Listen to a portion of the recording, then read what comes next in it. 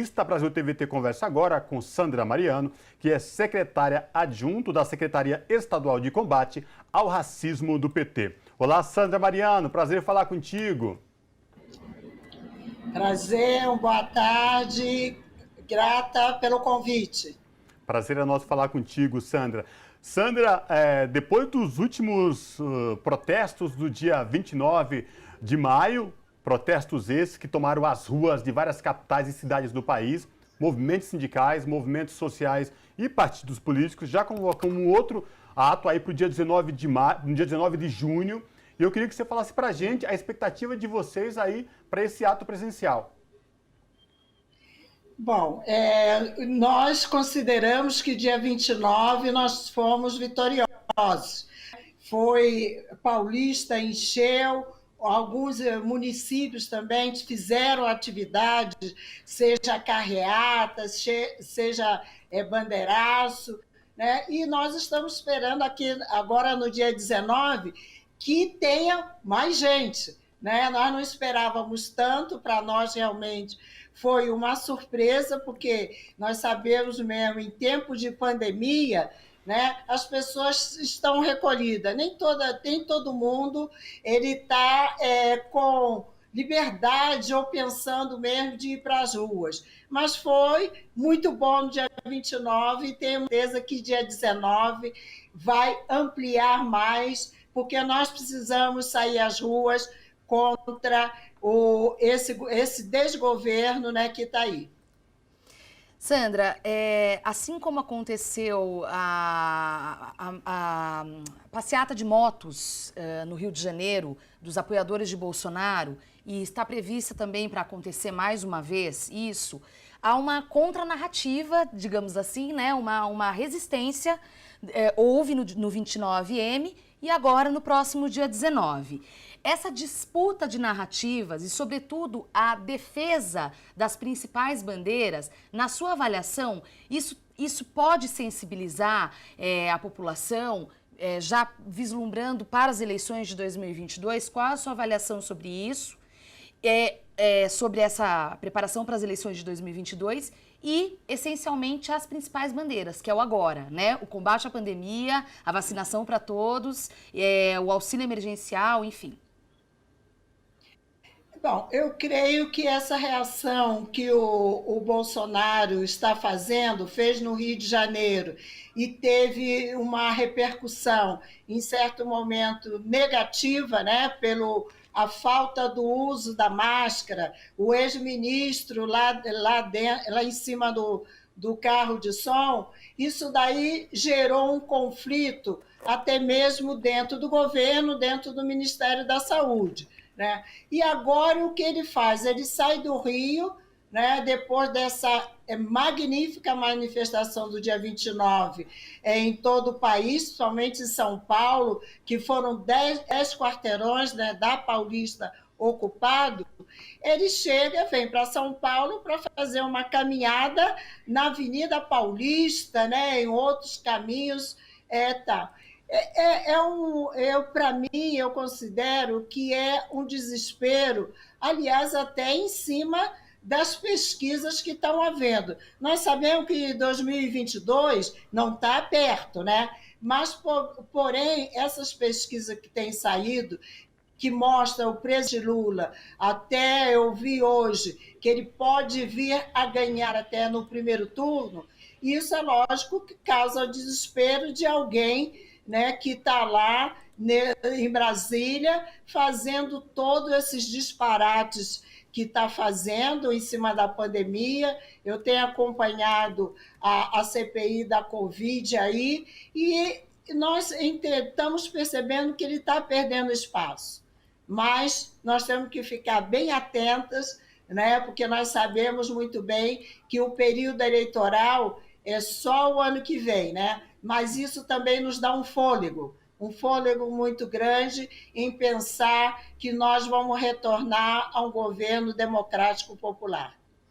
Sandra, você mesmo falou que surpreendeu com a adesão da população em massa no último dia 29 de maio, e agora a expectativa para o próximo dia 19 de junho é que ele cresça ainda mais. Como é que está a mobilização de vocês? Como é que está a convocatória dos movimentos para esse ato no dia 19 de junho agora? E mais, como é que vocês estão lidando a questão para que as pessoas vão aos atos de forma correta, com máscara, com álcool gel? Como é que está essa parte educacional para quem pretende ir nos atos presenciais do dia 19?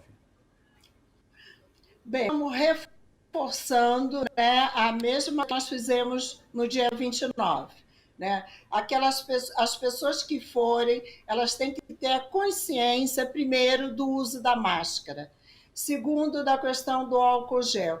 Do distanciamento, é lógico que quando você coloca, né, 15 mil, 20 mil pessoas na rua, nós temos essa dificuldade, mas as organizações dos movimentos populares, a CUT, os partidos políticos, eles estão nessa orientação de poder falar para as pessoas mesmo, dialogar da importância do distanciamento.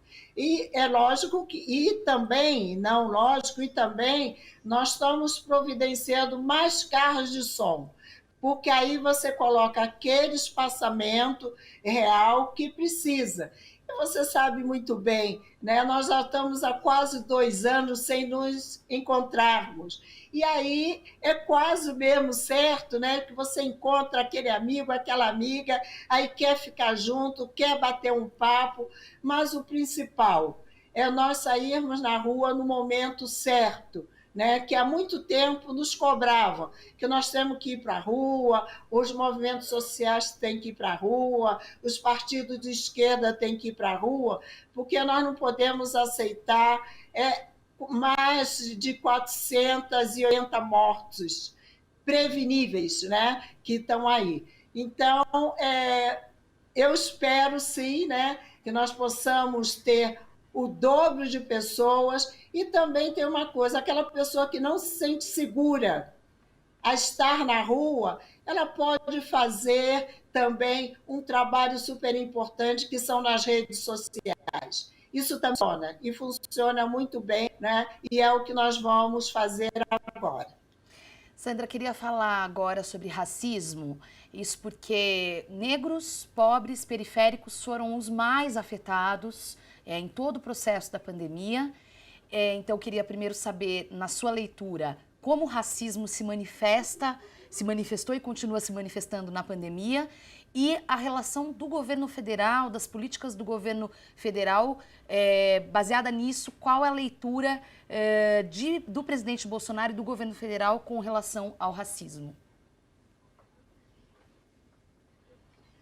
Olha, Maria Tereza, se nós formos pensar isso da pandemia, quando o governo, não o governo, principalmente os cientistas, alguns governos, né, tanto municipais como governadores, eles já falavam prevenção para conter esse vírus.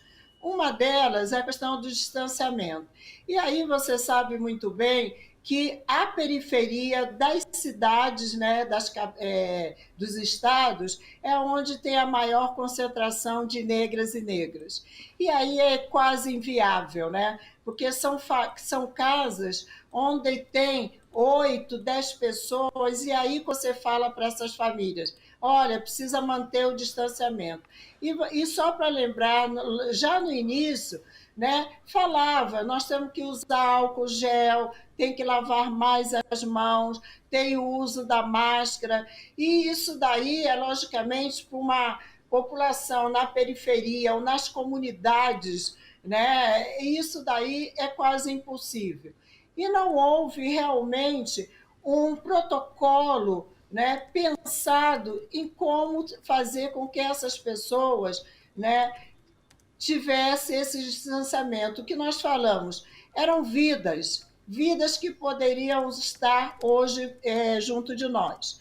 A partir do momento que o presidente da República vai, já no início, olha, isso é uma gripezinha, olha, daqui a 1 mês, 2 meses, a pandemia não vai mais existir.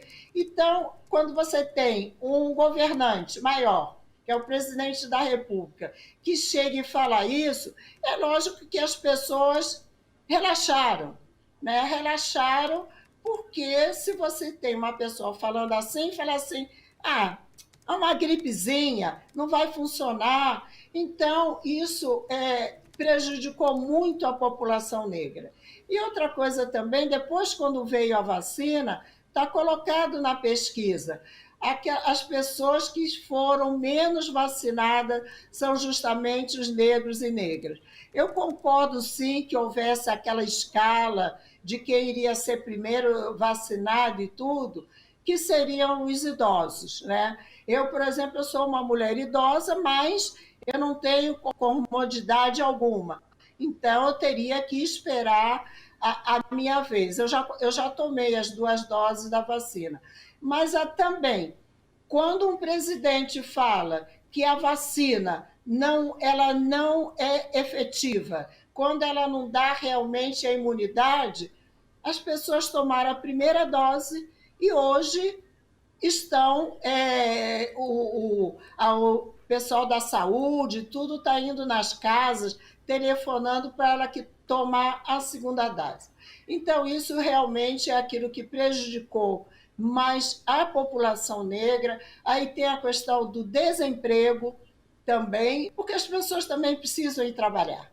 Né? Concordo plenamente. Mas aí tem a questão mesmo do transporte, né? Aqui em São Paulo, nós sabemos mesmo, em vez de aumentar a frota dos ônibus, diminuíram a frota dos ônibus. Então, você vê até hoje, né, esse aglomeramento, e esse aglomeramento aumenta o índice de pessoas contaminadas pela Covid.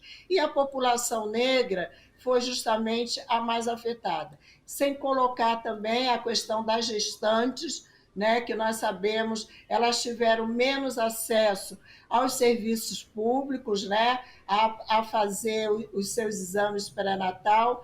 Tudo isso é uma soma, né, de ações que aconteceram e nós, enquanto negras e negros, estão sendo, né, os mais prejudicados.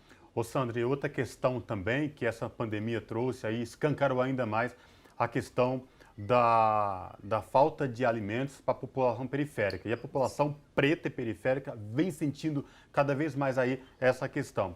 Nesse sentido, essas pautas que estão sendo colocadas nos atos, como auxílio emergencial de R$600 até o final da pandemia, vacina para todos, trabalho digno e mais, alimentação para quem tem fome. É o que realmente vai levar a população às ruas para brigar por tudo isso?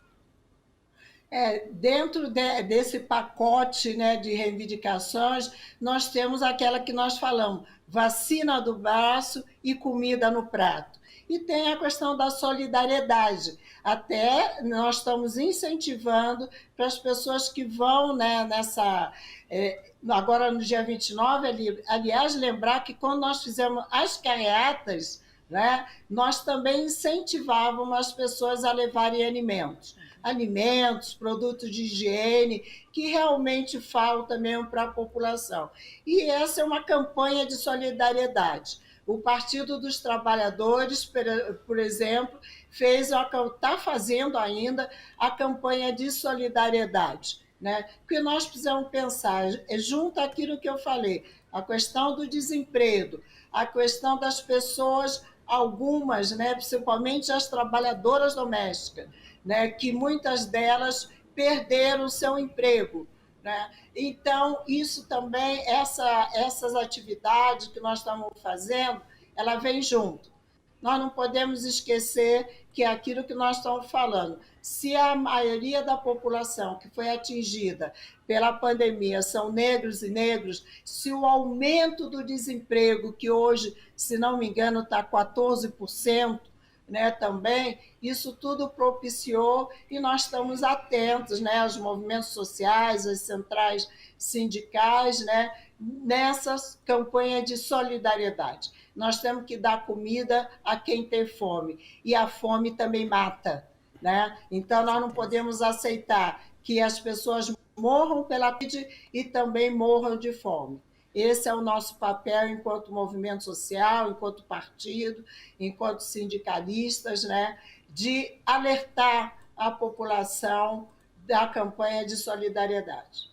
Inclusive, para quem tiver interesse, lá no site pt.org.br, você entra logo no primeiro, na boca da página ali, né, na primeira face, tem o chamamento para o dia 19 de junho e um pouco mais abaixo, PT Solidário, saiba como doar. Eu que agradeço e estou à disposição a qualquer momento que vocês me chamarem.